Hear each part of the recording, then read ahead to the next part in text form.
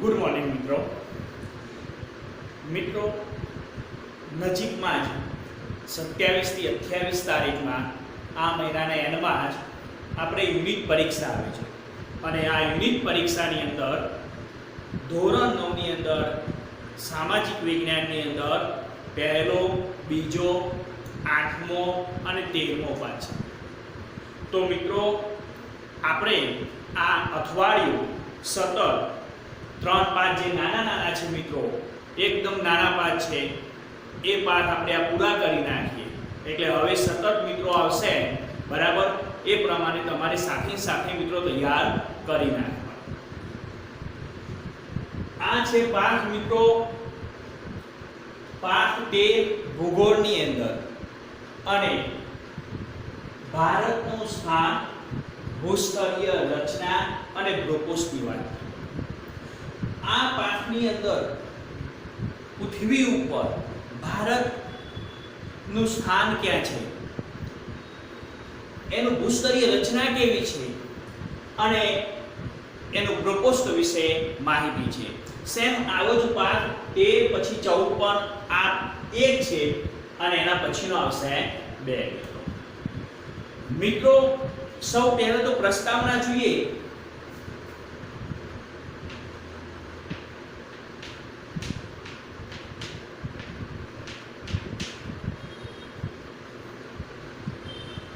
મિત્રો પ્રસ્તાવનામાં તો વિશ્વની અંદર ખરેખર ભારતનું ખૂબ જ આગવું સ્થાન છે. મિત્રો વિશ્વના કુલ દેશો, કેટલા કુલ દેશો મિત્રો નથી ખબર ને?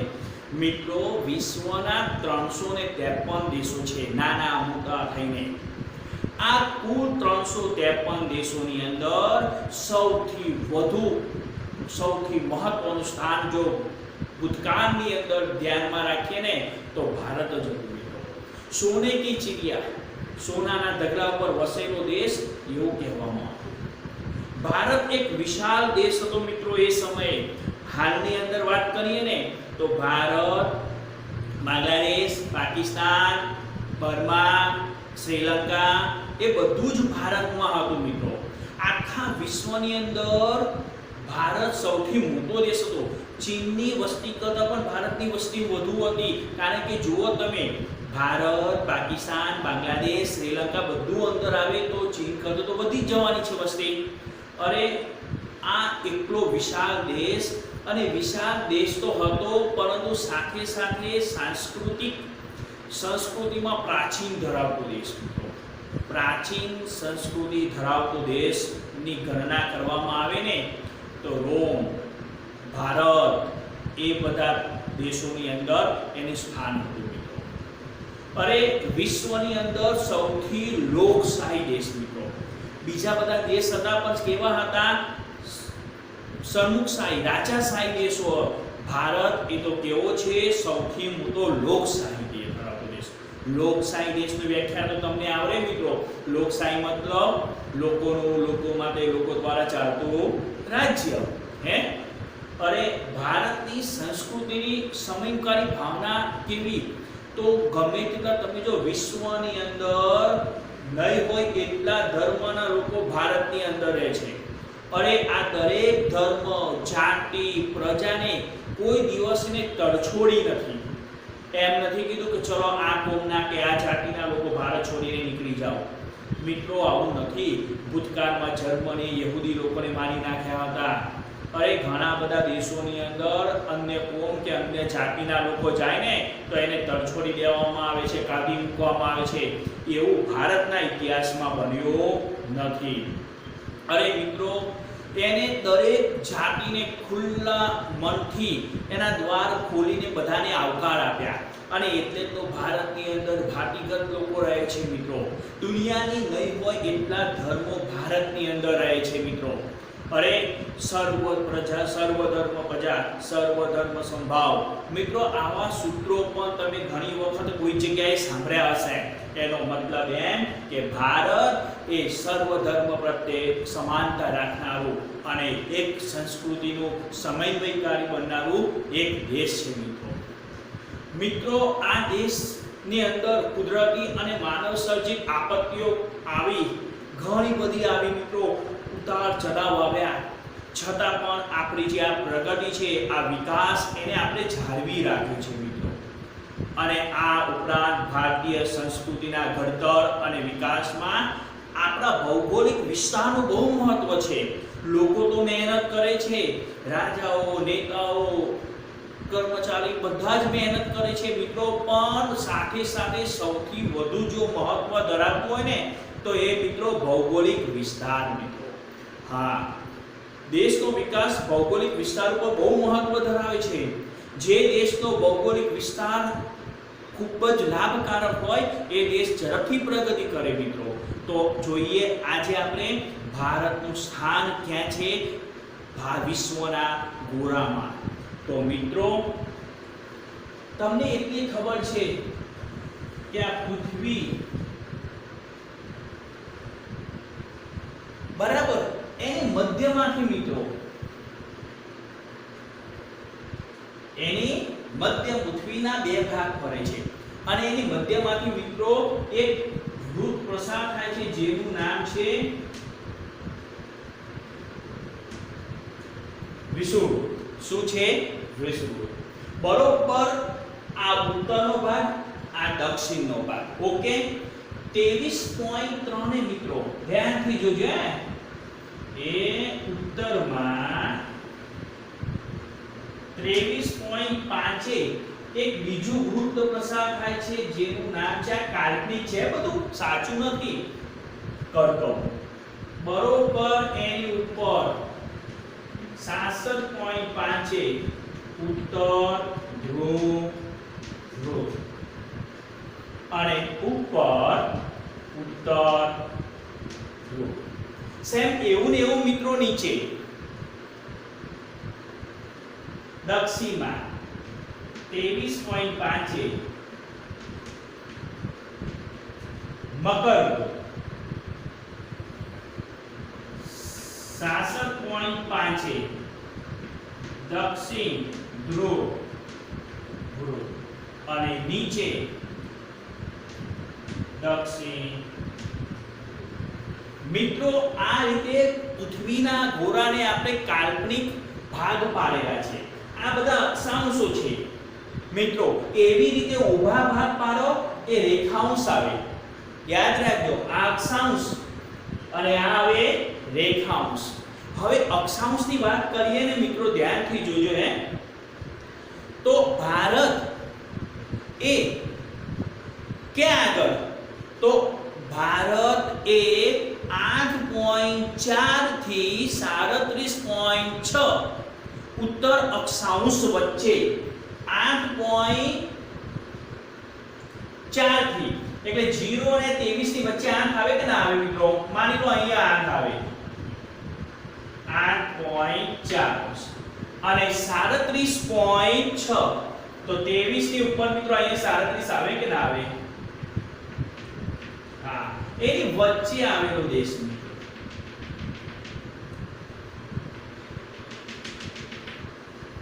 પરંતુ હજુ ધ્યાન આપજો, તમે અક્ષાંશમાં રૂપાંતર કર્યું, મારી વાત સમજ્યા?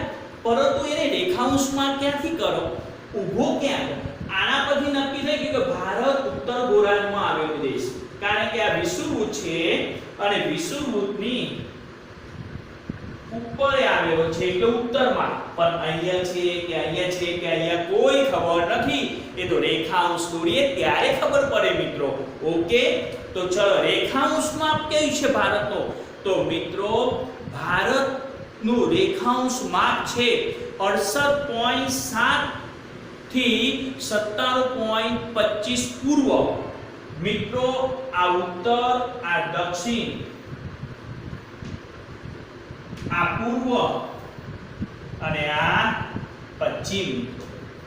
68.7 થી મિત્રો અહીંયા 0 થાય બરાબર. આમથી આમ કરતા આવો ત્યારે માની લો અહીંયા મિત્રો 68 છે, એ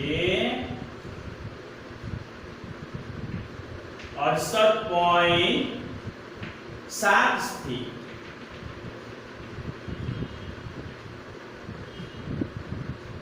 97 એટલે માની લો મિત્રો અહીંયા 57.5. મિત્રો એની વચ્ચે આવેલો દેશ. પ્રશ્ન પૂછાય ભારત કયા અક્ષાંશ ને કયા રેખાંશની વચ્ચે આવેલો? તો ભારત 8.4 અંશથી 37.6 ઉત્તર અક્ષાંશ અને 68.7 થી 97.25 પૂર્વ રેખાંશની વચ્ચે આવેલો દેશ. તો વચ્ચે આવેલો દેશ મિત્રો હું દોરું છું, ધ્યાનથી જોજો. આની વચ્ચે એટલે આ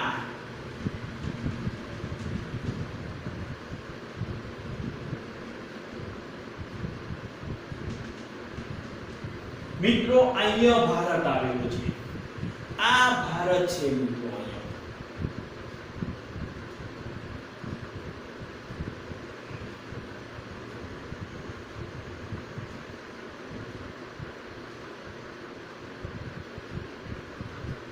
અહીંયા ભારત આવેલો દેશ. ઓકે, હા. હવે થોડીક વધુ માહિતી મિત્રો.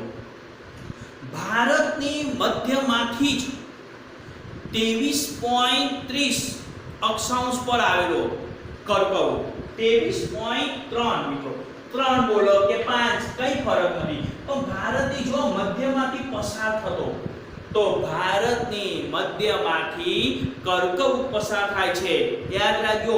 અને પૃથ્વીની મધ્યમાંથી વિષુવવૃત્ત પસાર થાય છે મિત્રો. ઓકે, હા. હવે છે મિત્રો આ અક્ષાંશ અને રેખાંશમાં વિભાજિત કરી નાખ્યું. ઓકે, આના પરથી આપણને હવે કેટલું તારણ મળશે મિત્રો. જુઓ હવે એ તારણ કેવું છે? તો ભારતનો ઉપરનો ભાગ છે ને, આ કેવો છે? હિમાલય વાળો ભાગ. કેવો છે? હિમાલય વાળો ભાગ. આ ઉત્તર, આ પૂર્વ અને પશ્ચિમથી ફેલાયેલો છે. અને એનો નજીકનો જે દક્ષિણનો ભાગ છે ને મિત્રો, એ સાંકડો થતો જાય છે. દ્વિકલ્પીય ભાગ છે. આ કેવો ભાગ છે મિત્રો? દ્વિકલ્પીય ભાગ છે. ઓકે, એક જ મિનિટ ચાલુ છે મિત્રો. આની અંદર હવે જાણવાનું એ છે કે ભારતની મધ્યમાંથી કર્કવૃત પસાર થાય છે. હવે ભારતની વાત કરીએ આગળ, તો ભારત દેશને ઉત્તર થી દક્ષિણ, પૂર્વ થી પશ્ચિમ મિત્રો તમે જુઓ 37.6 થી 8.4, 68 થી 97, એટલે સરેરાશ મિત્રો 30 અંશનો તફાવત છે. બંને રેખાંશ અને અક્ષાંશ વચ્ચે કેટલાનો તફાવત છે? સરખો 30 અંશનો તફાવત રહેલો છે. અને આ 30 અંશનો તફાવત એટલે એના પરથી એવું સાબિત થાય છે કે ઉત્તરથી દક્ષિણ, પૂર્વથી પશ્ચિમ અંતર મિત્રો સરખા જેવું છે. ઓકે, તો ચલો એ પણ જોઈ લઈએ મિત્રો. તો ભારતનો ઉત્તરથી આ ઉત્તર છે, આ દક્ષિણ, આ પૂર્વ અને પશ્ચિમ. ઉત્તરથી દક્ષિણનું અંતર 3214 કિલોમીટર છે મિત્રો. કેટલું? 3214. મારું બાઇક લઈને જાવ ને તો ખબર પડી જાય, તમારું બાઇક ના ચાલે હે.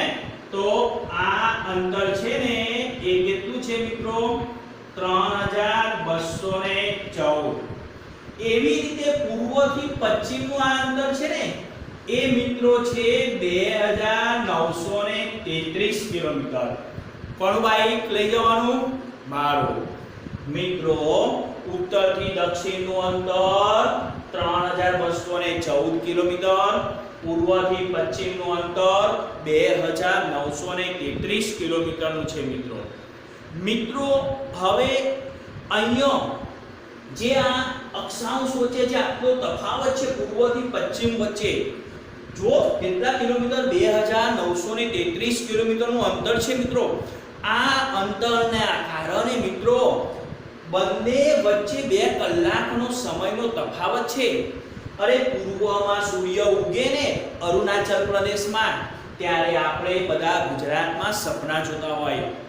સવારે 6 વાગે ત્યાં સૂર્ય ઉગે, આપણે 4 વાગે સપના જોઈએ. એટલા માટે મિત્રો આ તો અનંત કહેવાય, આ તો અદ્ભુત કહેવાય. કારણ કે એક બાજુ સૂર્ય વહેલા ઉગે અને બીજી બાજુ 2 કલાક પછી આવે, તફાવત થઈ જાય ને મિત્રો. હે, અરુણાચલ પ્રદેશમાં એવું નક્કી થયું હોય કે સૂર્ય ઉગે એટલે ક્રિકેટ રમવાની મેચ શરૂ થશે સૂર્ય ઉગે ત્યારે આપણે બધા એવું સમજીએ સૂર્ય ઉગે ત્યારે મેચ શરૂ થવાની છે વર્લ્ડ કપની અરુણાચલ પ્રદેશમાં સૂર્ય ઉગી ગયો મેચ રમાઈ ગઈ આપણે સૂર્યની રાહ જોઈએ છે સૂર્ય ઉગે ત્યારે મેચ જોઈશું અને સૂર્ય ઉગે ત્યારે ટીવી ચાલુ કરો તો 20 ઓવર કપાઈ ગઈ હોય 2 કલાકમાં 20 ઓવર જતી રહી હોય તમે કે આવું કેમ બન્યું તો મિત્રો સૂર્યને આવતા આવતા વાર લાગે છે મિત્રો એક અક્ષાંશને રેખાંશને પાર કરવા હોય ને તો 4 મિનિટનો સમયગાળો લાગે છે મિત્રો આના કારણે મિત્રો 2 કલાકનો તફાવત છે આપણા વચ્ચે ને એમના વચ્ચે તો આવું ન બને એટલા માટે શું કર્યું બધાની ઘડિયાળ સરખે ચાલે એટલા માટે સરકારે પ્રમાણ સમય નક્કી કર્યો પ્રમાણ સમય એટલે પશ્ચિમ અને પૂર્વની વચ્ચોવચ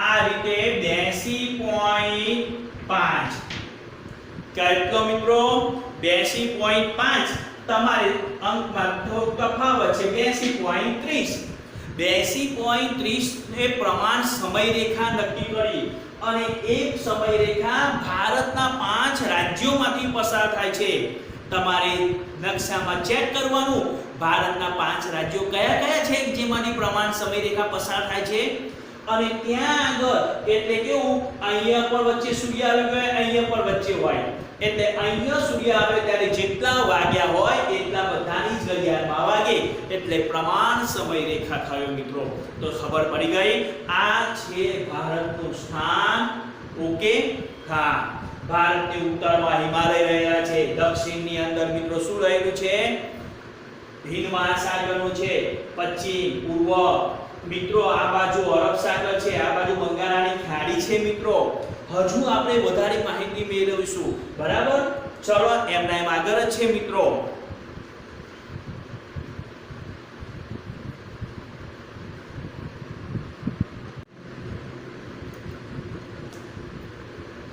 મિત્રો હવે આગળની વાત છે સ્થાન વિશે તો જોઈ ગયા હવે એના વિસ્તાર વિશે જોવાનું છે મિત્રો તો વિસ્તારમાં વાત કરું ને તો ભારતનો કુલ વિસ્તાર 32.8 લાખ કેટલો 32.8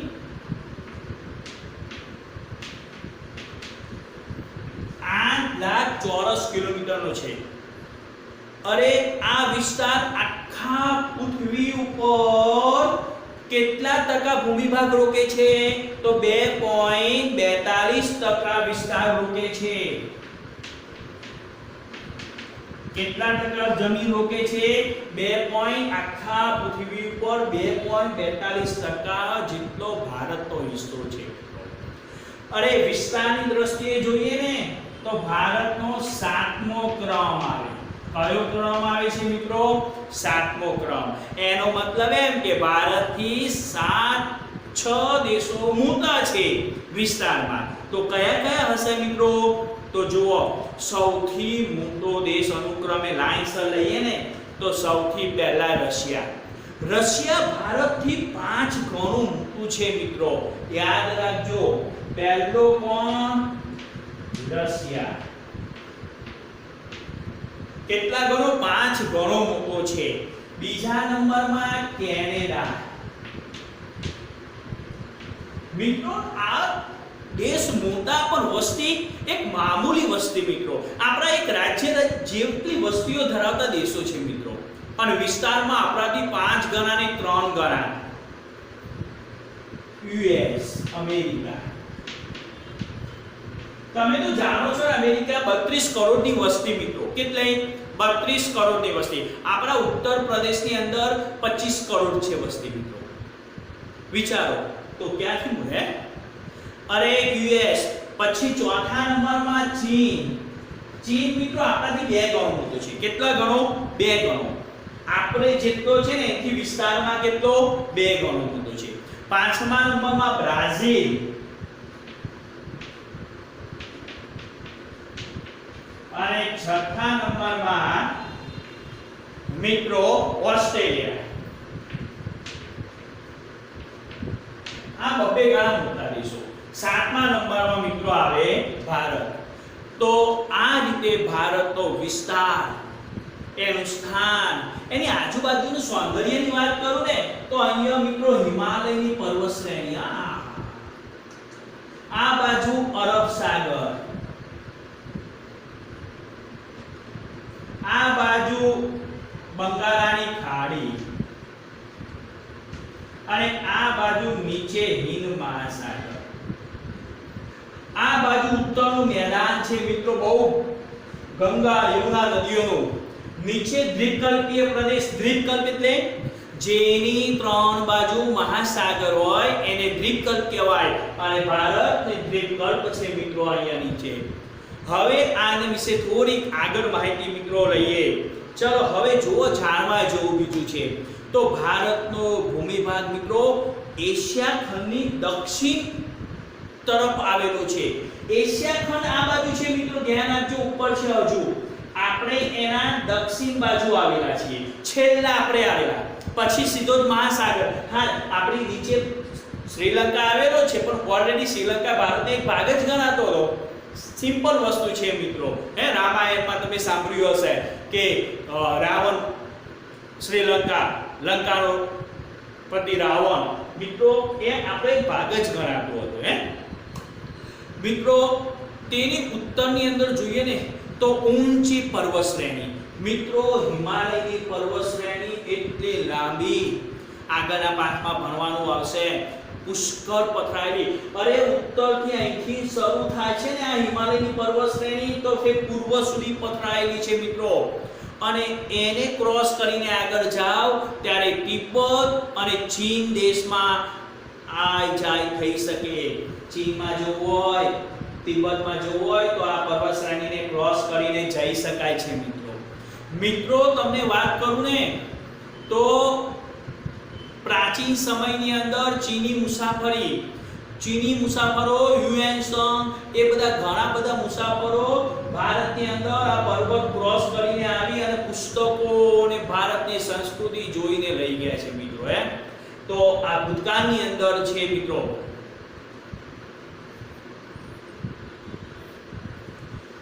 મિત્રો એના પછી વાત કરીએ ને તો દક્ષિણ ભારતની અંદર દ્વીપકલ્પ એટલે જેની ત્રણ બાજુ મહાસાગર, પૂર્વમાં બંગાળાની ખાડી, પશ્ચિમમાં અરબ સાગર અને દક્ષિણમાં હિંદ મહાસાગર.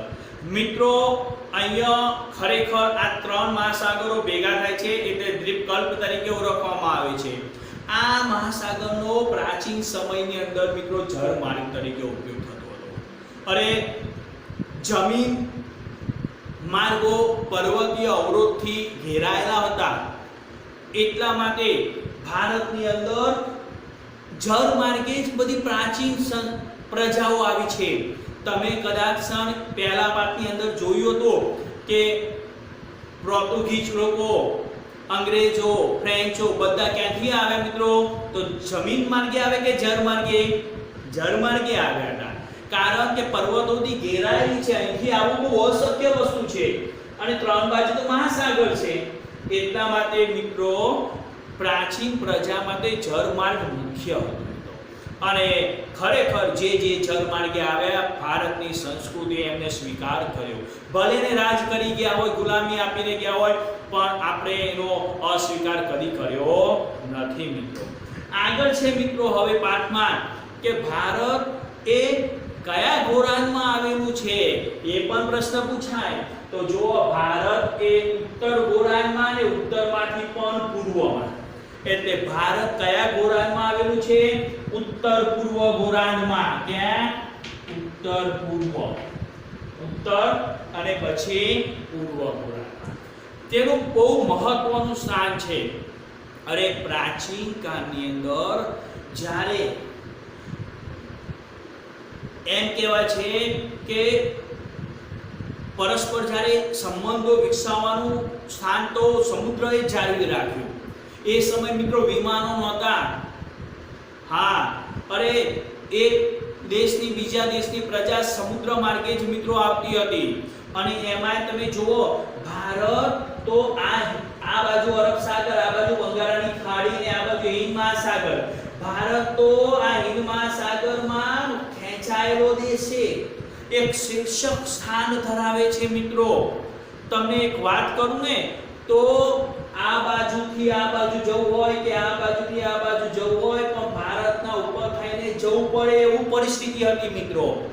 અરે એક સિમ્પલ વસ્તુ, પૂર્વ આફ્રિકા, પશ્ચિમ એશિયા, દક્ષિણ એશિયા, દક્ષિણ પૂર્વ એશિયા, આ દેશોના સમુદ્ર માર્ગો દ્વારા ભારતમાં સંબંધ પ્રાચીન કાળથી રહેલો છે. આ બધી પ્રજાઓ જ્યારે આ દેશની પ્રજા જ્યારે જતી ને ત્યારે ભારત ઉપરથી જતી, ત્યારથી આપણા સંબંધો મિત્રો બહુ જૂના છે મિત્રો. અને ભારત આ દેશોની સાથે ઘનિષ્ઠ સાંસ્કૃતિક અને વ્યાપારિક સંબંધો ધરાવે છે મિત્રો.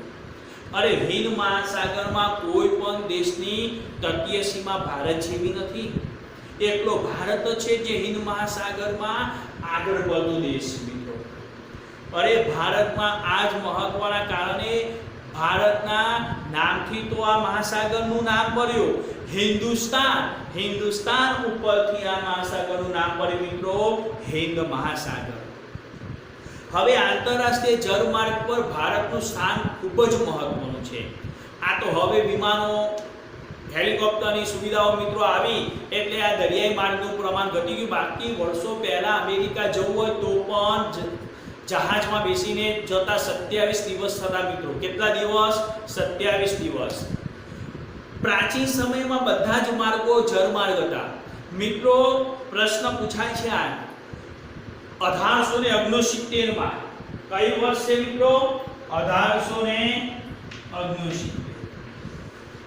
આ 1869 માં પ્રાચીન સમયમાં સુએઝ નહેર બાંધવામાં આવેલી.